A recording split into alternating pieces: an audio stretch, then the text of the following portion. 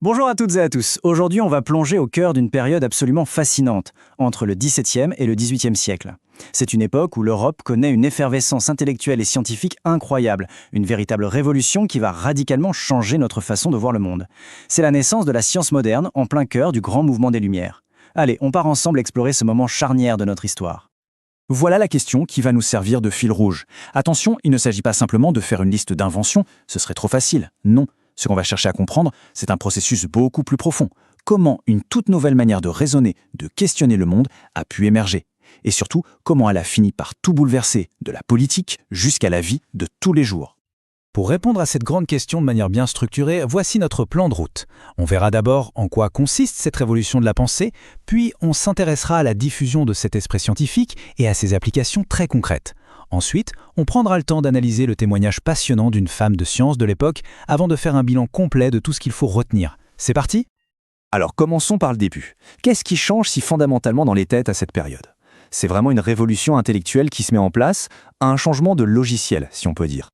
Pour bien comprendre, il faut saisir ce basculement majeur. D'un côté, on avait un savoir hérité du Moyen-Âge, un savoir qui reposait sur l'autorité des textes anciens, comme la Bible ou les écrits d'Aristote. On ne discutait pas, c'était la vérité. Et de l'autre, une approche totalement nouvelle et même radicale. Pour savoir, il faut observer par soi-même, il faut expérimenter, il faut douter de tout et il faut essayer de traduire les lois de la nature en langage mathématique. C'est la naissance de ce qu'on appelle la méthode scientifique. L'exemple le plus célèbre de cette révolution, c'est l'astronomie. Regardez, en haut, on a la vision du monde hérité de l'Antiquité. La Terre est au centre de l'univers, elle est immobile. C'est le système géocentrique. Mais voilà que des savants, comme Copernic puis Galilée, arrivent et disent « non, ce n'est pas ça ».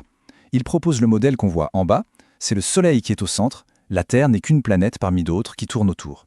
Imaginez le choc à l'époque. Ce n'est pas juste une découverte scientifique, c'est toute la place de l'homme dans l'univers qui est remise en question. Et cette nouvelle approche, elle est théorisée par des penseurs comme l'anglais Francis Bacon. Ce qu'il dit ici, c'est absolument fondamental. Il critique des siècles de savoir en disant en gros « on a passé notre temps à croire sans jamais vérifier ». Personne n'a vraiment pris la peine de mesurer, de peser, de faire des expériences. Il appelle donc à une nouvelle science, une science qui doit prouver ce qu'elle avance. C'est la base de ce qu'on appelle l'empirisme. La connaissance doit venir de l'expérience concrète. Très bien. Donc, cette nouvelle manière de penser existe. Mais comment est-ce qu'elle se diffuse ? Qui sont les acteurs de cette révolution ? Et où travaillent-ils ? C'est ce qu'on va voir maintenant. Cette carte nous montre les foyers où ça bouillonne le plus. On voit tout de suite une concentration très nette en Europe de l'Ouest. Regardez les zones colorées. L'Angleterre avec des figures comme Newton à Londres, la France avec Paris comme centre névralgique et les Provinces-Unies. Ce sont vraiment les cœurs battants de cette nouvelle science, les endroits où les idées circulent le plus vite. Cette nouvelle science, elle commence à s'organiser dans des lieux bien spécifiques, les académies. Ce tableau est très parlant. Fondées un peu partout, à Londres, Paris, Berlin, ces académies sont des institutions qui sont soutenues et même financées par les rois. Leur but ? Rassembler les meilleurs savants, payer leurs recherches et surtout valider leurs découvertes. L'Académie royale des sciences à Paris, par exemple, elle est consacrée à 100% à la science. C'est bien la preuve que le savoir scientifique devient un véritable enjeu de pouvoir et de prestige pour les États. Et ce qui est fascinant, c'est que ces savants ne travaillent pas chacun dans leur coin. Cette carte est incroyable. Elle montre le réseau de correspondants des académies. C'est une sorte d'internet avant l'heure. Les scientifiques s'écrivent, ils partagent leurs résultats, ils débattent à travers toute l'Europe. Ils forment ce qu'on a appelé la République des sciences, une sorte de communauté intellectuelle qui dépasse les frontières, unie par une seule chose, la recherche de la vérité. Savoir c'est bien, mais à quoi ça sert concrètement ? On va voir maintenant comment toutes ces connaissances théoriques ont débouché sur des applications pratiques qui ont commencé à transformer l'économie et la société. Voici une invention absolument emblématique, la machine à vapeur de Thomas Newcomen, mise au point en 1712. Son but est très concret. Il s'agit de pomper l'eau qui inonde constamment les galeries des mines de charbon. C'est une application directe des recherches scientifiques sur la pression atmosphérique et le vide. La science n'est plus seulement dans les livres, elle entre dans l'industrie. Alors comment ça marche ce truc ? C'est très ingénieux. Premièrement, on remplit un cylindre avec de la vapeur d'eau, ce qui fait monter un piston.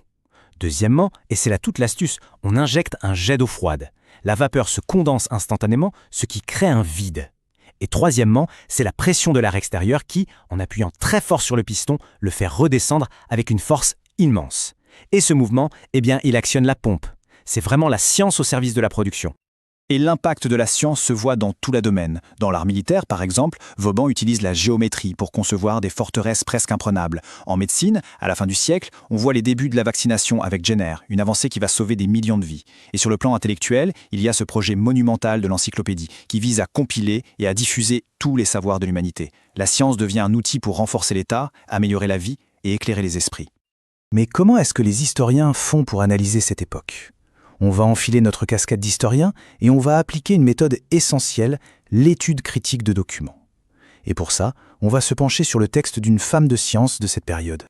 Cette méthode, c'est celle qu'on attend de vous au lycée. Elle se déroule en 3 temps. D'abord, on présente le document.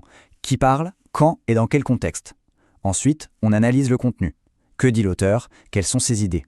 Et enfin, l'étape cruciale, la critique. Quelle est la valeur de ce témoignage et quelles sont ses limites.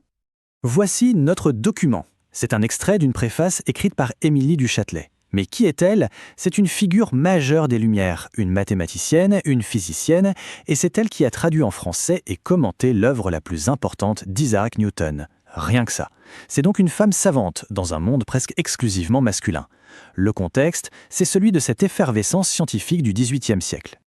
Analysons ce qu'elle écrit. Cette phrase est d'une force incroyable.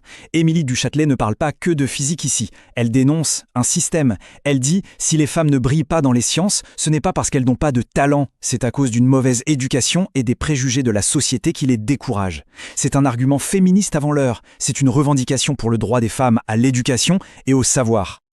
Passons maintenant à la critique. La portée de ce texte, elle est immense. C'est une des très rares voix féminines de la science de cette époque qui nous soit parvenue. Mais attention, il y a des limites. Émilie du Châtelet est une aristocrate, elle est très privilégiée. Son expérience n'est absolument pas celle de la majorité des femmes de son temps. L'intérêt historique de ce document, c'est donc de nous montrer que cette fameuse République des sciences, eh bien, elle n'était pas si ouverte et universelle que ça, et que la question de l'égalité et de l'inclusion se posait déjà à l'époque. Allez, on arrive à la fin de notre parcours, il est temps de synthétiser les points vraiment essentiels à retenir pour bien maîtriser ce chapitre. Voici les dates clés. Ce sont des repères, des moments de bascule. De l'observation de Galilée, qui change notre vision du cosmos, à la publication de l'encyclopédie, qui veut diffuser le savoir à tous, en passant par la création des académies et les grandes théories de Newton, cette frise, c'est la colonne vertébrale chronologique de la révolution scientifique. Il est absolument essentiel de maîtriser ce vocabulaire. Héliocentrisme, méthode expérimentale, lumière, ce ne sont pas juste des mots à apprendre par cœur. Ce sont des concepts clés qu'il faut savoir définir précisément et utiliser à bon escient dans une copie. Quelques derniers conseils pour la route. Premier conseil, ne jamais séparer une découverte de son contexte politique et social. Une idée n'émerge jamais de nulle part. Deuxième point, l'erreur à éviter, penser que la science efface la religion d'un coup de baguette magique. La réalité est bien plus complexe, faite de conflits, mais aussi de dialogues. Et enfin, le conseil le plus important, toujours appuyer un raisonnement sur des exemples précis. C'est ça qui fait la différence. Et je vous laisse avec une dernière question, pour réfléchir. Les bouleversements qu'on vit aujourd'hui, avec l'intelligence artificielle ou la crise climatique, ne sont-ils pas une sorte de continuation de cette grande révolution de la connaissance ? L'histoire n'est jamais vraiment terminée. Elle continue d'éclairer notre présent. Merci beaucoup d'avoir suivi cette analyse et à très bientôt.